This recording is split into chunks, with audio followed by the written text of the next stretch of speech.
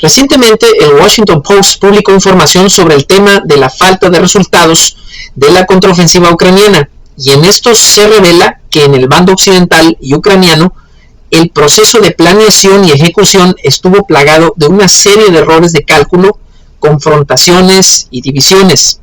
En este caso, principalmente ucranianos y estadounidenses se han culpado mutuamente del fracaso de la contraofensiva ucraniana de verano. Según The Washington Post, señala que para su investigación se consultaron a más de 30 oficiales de alto nivel de Ucrania, Estados Unidos y Europa. Algunos decidieron mantener el anonimato. Elementos clave que se indican sobre la contraofensiva y que según el Washington Post contribuyeron a su resultado adverso son los siguientes: que los oficiales estadounidenses y ucranianos tuvieron una serie de desacuerdos importantes en temas estratégicos, tácticos y sobre el manejo de los tiempos en las operaciones. Por ejemplo, mientras el Pentágono quería que el ataque comenzara a mediados de abril para no darle más tiempo a los rusos de preparar sus defensas, los ucranianos decían que no estaban listos y necesitaban más entrenamiento y armamento para lanzar el asalto. Hubo errores en las simulaciones de la contraofensiva, pues los militares estadounidenses basadas en ellas estaban confiados en que la mecanizada ofensiva ucraniana contra las líneas rusas era factible con las tropas y armamento ucraniano, y esperaban que podrían lograr cortar el frente ruso y alcanzar el mar de Azov entre 60 a 90 días, lo cual evidentemente se reveló falso. Funcionarios de los Estados Unidos y autoridades de Ucrania también tuvieron desencuentros en relación al punto de ataque y su concentración. Para irritación de los estadounidenses, Ucrania dividió sus brigadas en 50 y 50% para el sur de Ucrania bajo el mando del general Oleksandr Tarnavsky y en el norte y este con el general Oleksandr Syrsky, mientras los del país norteamericano querían un ataque poderoso y concentrado en un solo punto del frente para romper el sistema defensivo ruso, sobre todo en el frente de Zaporizhia, para alcanzar a la ciudad estratégica de Melitopol, vital por los cruces de caminos que conectan a Rusia con Crimea. Los ucranianos pensaban que al contrario, eso facilitaría la defensa rusa concentrada y pensaron en generarle un estrés a Rusia y sobreextender sus esfuerzos defensivos al atacar en 3 diferentes puntos a la vez a lo largo de las 600 millas de frente, con objetivos también la ya mencionada ciudad de Melitopol, además de Verdiansk, e incluso llegar a Mariupol, y al este del frente, de nuevo rumbo a Bakhmut, para evitar que los rusos se consolidaran en esa región y que lograran estar en posición de conquistar el resto del Oblast de Donetsk, además amenazar a Kharkiv. Estos ataques en diferentes puntos pensaban los ucranianos que podrían causarles a los rusos también problemas de logística, moral y operacional, aprovechando además que los ucranianos conocen mejor esos territorios. Se señala que incluso dentro de las mismas instituciones de los Estados Unidos había desavenencias sobre el tema de factibilidad de la contraofensiva, pues mientras los militares norteamericanos veían con optimismo esta operación, la comunidad de inteligencia de los Estados Unidos era más escéptica y solo le daban un 50% de posibilidades de éxito a la contraofensiva, dado el letal sistema defensivo ruso. Además, se señala que Occidente y Ucrania subestimaron a Rusia y su capacidad de recomposición de los contratiempos en el campo de batalla y su habilidad de utilizar sus fortalezas, tales como la fuerza de su personal, la capacidad de absorción de bajas y despliegue de medios masivos, como por ejemplo las minas y drones, sumando a su superioridad de artillería. Además, se menciona que los militares ucranianos temieron por las posibles bajas catastróficas, hecho que finalmente ocurrió, mientras que los estadounidenses consideraban que podrían los ucranianos tener más bajas si Ucrania no realizaba un ataque decisivo. El 70% de las tropas ucranianas en una de las brigadas, que eran la punta de lanza de la contraofensiva y equipadas con las nuevas armas occidentales, comenzaron la batalla sin experiencia previa en combate. Los fracasos ucranianos en el campo de batalla llevaron a rispideces con los estadounidenses sobre la mejor manera de romper el sistema defensivo ruso. En la primera parte de la campaña y debido a tensiones con los Estados Unidos por las opiniones divergentes sobre las decisiones tomadas en el campo de batalla, el comandante de las fuerzas estadounidenses en Europa no pudo estar en contacto con el comandante en jefe de las fuerzas armadas ucranianas, Zaluzny, durante semanas. Ucranianos y estadounidenses se han estado echando la culpa mutuamente por los errores y malos cálculos en la operación. Los oficiales estadounidenses señalan que Ucrania se ha quedado corta en las tácticas militares, incluyendo el reconocimiento del terreno y comprensión de la densidad de los campos minados, y no haber hecho uso suficiente de las granadas de humo para ocultar a los equipos antiminas. A su vez, los oficiales ucranianos responden que los estadounidenses no comprendieron cómo los cambios tecnológicos, incluyendo el uso masivo de drones, ha modificado los campos de batalla y que Rusia tiene tecnología suficiente para buscar prioritariamente destruir a los equipos antiminas de Ucrania. Otro problema que han tenido los occidentales es la subestimación que hicieron en sus cálculos sobre los rusos, su estrategia, sus tácticas y sus sistemas, pues estos han utilizado adecuadamente la tecnología, como por ejemplo la guerra electrónica en el campo de batalla, su capacidad de adaptación, la riqueza de sus recursos humanos y su maestría defensiva contribuyeron al fracaso de la campaña ucraniana de verano.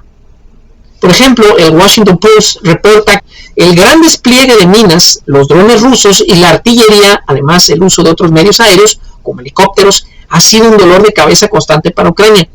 Por ejemplo, debido a esto, el 60% de los equipos antiminas de los ucranianos fue dañado o destruido los primeros días de la contraofensiva, dejándolos a merced de los campos minados rusos. The Washington Post revela que para la determinación del plan de campaña y de lo que los países occidentales necesitaban contribuir para la contraofensiva ucraniana, hubo, como era lógico esperarse, simulaciones y ejercicios militares realizados por los ucranianos junto con británicos y estadounidenses, que concluyeron los primeros meses de 2023 en la base del US Army en Wiesbaden, Alemania, donde se auxiliaron con software especializado en la guerra, hojas de Excel, movimientos de piezas en mapas y naturalmente los ejercicios militares reales. La conclusión estadounidense de estos ejercicios fue de que era recomendable que Ucrania debería de concentrarse en un solo objetivo estratégico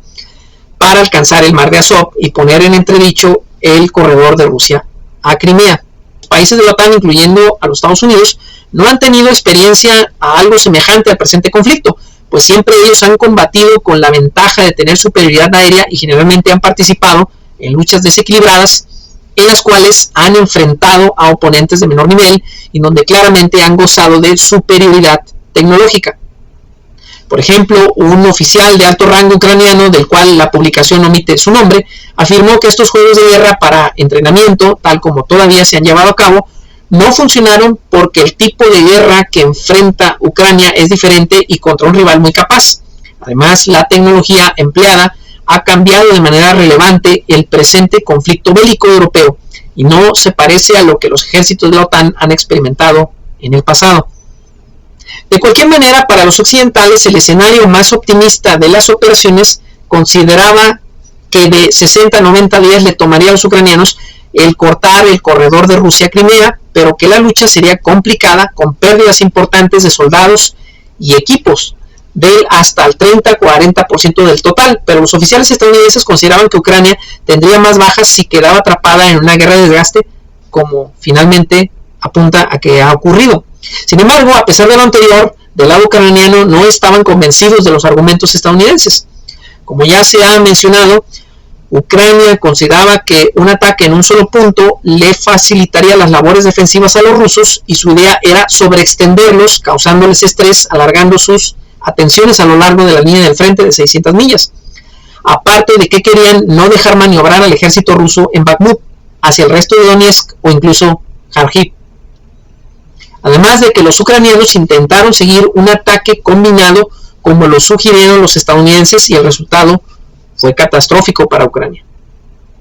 Un punto de fricción importante entre ucranianos y estadounidenses se debió a la insistencia ucraniana de seguir manteniendo presión militar en Bakhmut y alrededores.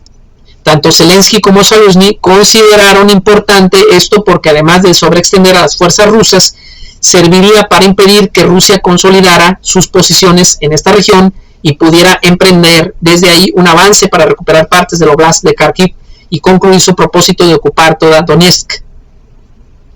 Se revelan además las dificultades de la industria occidental para dotar a Ucrania de algunos elementos clave para llevar a cabo su encomienda, por ejemplo, los proyectiles de 155 milímetros, de los cuales Estados Unidos solo podría satisfacer a lo sumo pesar de los aumentos de producción, algo arriba de la 10ª parte de las por lo menos 90,000 unidades que requería Ucrania al mes para tratar de competir con la dotación de la artillería rusa. Es por esto que Corea del Sur terminó convirtiéndose en un proveedor fundamental de munición de artillería para Ucrania al mandar parte relevante de lo que tenía acumulado, proporcionado anteriormente por los Estados Unidos. El tiempo de inicio de la contraofensiva fue un punto de desencuentros marcados entre ucranianos y estadounidenses,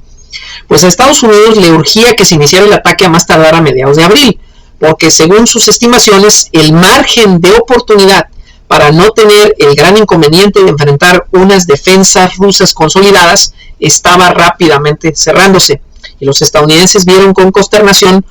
cómo los rusos estaban aprovechando abril, mayo y junio para fortalecerse defensivamente. Aunque los Estados Unidos querían que Ucrania lanzara su contraofensiva desde mediados de abril para no permitir que Rusia siguiera teniendo tiempo para seguir preparando su sistema defensivo, los ucranianos se quejaron de que parte de los equipos militares prometidos por Occidente llegaron tarde o no listos para el combate. Además señalaban que algunos de estos elementos eran relevantes para los combates que tuvieron lugar en 2022, no para las batallas con nueva alta tecnología que enfrentaban contra los rusos a partir de 2023. También se inconformaron de que algunos elementos solo habían recibido el 15%, como por ejemplo de las cruciales Mine Clearing Line Charge Launchers, usadas para detonar minas y cortar pasajes a través de los campos minados. Se cita, por ejemplo, al representante de Zaluzhny, Mikhailo Zabrovsky, que en el mismo mes de abril se quejó con el secretario de Defensa de los Estados Unidos, Lloyd Austin, acerca de la situación de algunos tanques Leopards y Bradleys recibidos con carencias en equipamiento adecuado de radio y con orugas dañadas o faltantes. Por su parte, los estadounidenses niegan que no les hayan entregado a los ucranianos las armas que les prometieron y que haya sido a tiempo, que aunque los ucranianos siempre desearían tener más de todo, se les proporcionó lo suficiente para la contraofensiva. Algunos son, por ejemplo, más de 2 docenas de equipos detonadores de mina, más de 40 rodillos para minas y excavadoras, 1,000 Bangalore Torpedoes para limpiar obstáculos, más de 80,000 granadas de humo y 1,500 vehículos blindados. Ante la serie de culpas mutuas, los estadounidenses consideraron que eran los ucranianos los que no dispusieron adecuadamente a algunos equipos fundamentales para la contraofensiva, al ponerlos en reservas o asignándolos a unidades no parte de la operación principal de asalto. El Pentágono afirmó que el ejército ucraniano había fallado en el manejo y mantenimiento del equipo recibido. Sin embargo, The Washington Post afirma que algunos oficiales estadounidenses de alto nivel consideraban que no es concluyente que los retrasos en el ataque hayan alterado significativamente las posibilidades de éxito de Ucrania. Desde el principio de las operaciones de la contraofensiva, el 7 de junio de 2023, se observaron los efectos del sistema defensivo ruso en profundidad, que esperaban letalmente a los ucranianos. Por ejemplo, el Washington Post relata que la 47 Brigada Mecanizada, separada de Ucrania, como parte del trayecto hacia el objetivo de captura de la ciudad de Melitopol para dañar las líneas de suministro de Rusia, inició su ofensiva para capturar la ciudad de Robotine y tenían planeado hacerlo en solo 4 días. Después de sufrir una enorme cantidad de bajas, finalmente lo logró, pero con muchos sacrificios hasta el 28 de agosto, o sea 82 días posteriores. Los rusos lo recibieron con una gran cantidad de minas de densidad abrumante, misiles antitanque, helicópteros y drones. Los ucranianos quedaron en shock viendo las importantes cantidades de muertos y heridos junto con cantidad de equipos occidentales incinerados, incluyendo los famosos Leopards y Bradleys. Después de varios intentos con muchas bajas, el comandante en jefe de las Fuerzas Armadas ucranianas, Valery Zaluzhny, pausó las operaciones y posteriormente reemprendió la ofensiva con grupos de 10 soldados cada uno a pie para salvar vidas y equipo militar, pero evidentemente con menos poder de fuego y con avances mucho más lentos y menos profundos.